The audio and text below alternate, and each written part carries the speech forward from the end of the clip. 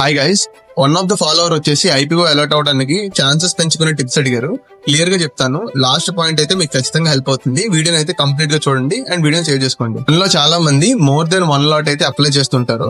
So మీరైతే ఒక విషయం గుర్తుపెట్టుకోండి, 1 లాట్ అప్లై చేసినా 10 లాట్స్ అప్లై చేసినా మోర్ దెన్ 10 లాట్స్ అప్లై చేసినా సరే chances of getting the IPO అనేది సేమ్ ఉంటుంది. చాలా మంది సేమ్ ప్యాన్ తో ఉన్న డిఫరెంట్ డీమాట్ అకౌంట్స్ నుంచి అయితే అప్లై చేస్తుంటారు.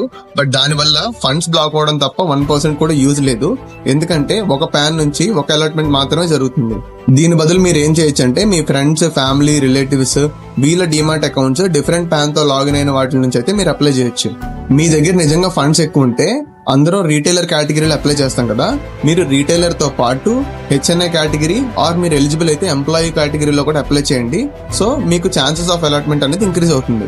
నేను పర్సనల్ గా లాస్ట్ డే ఆఫ్ ఐపీఓ వరకు అప్లై చేయను, ఎందుకంటే ఆ రోజు ఉన్న సబ్స్క్రిప్షన్ రేట్ బట్టి ప్రాబబిలిటీ క్యాలిక్యులేట్ చేసుకొని నేనైతే అప్లై చేస్తాను. సో దట్ నా ఫండ్స్ అనేవి బ్లాక్ అవ్వకుండా ఉంటాయి. ఇలా చేస్తే పక్కా ఐపీఓ అప్లై అవుతుందని నేను చెప్పను, బట్ మీ ఛాన్సెస్ అనేవి ఖచ్చితంగా ఇంక్రీజ్ అవుతాయి.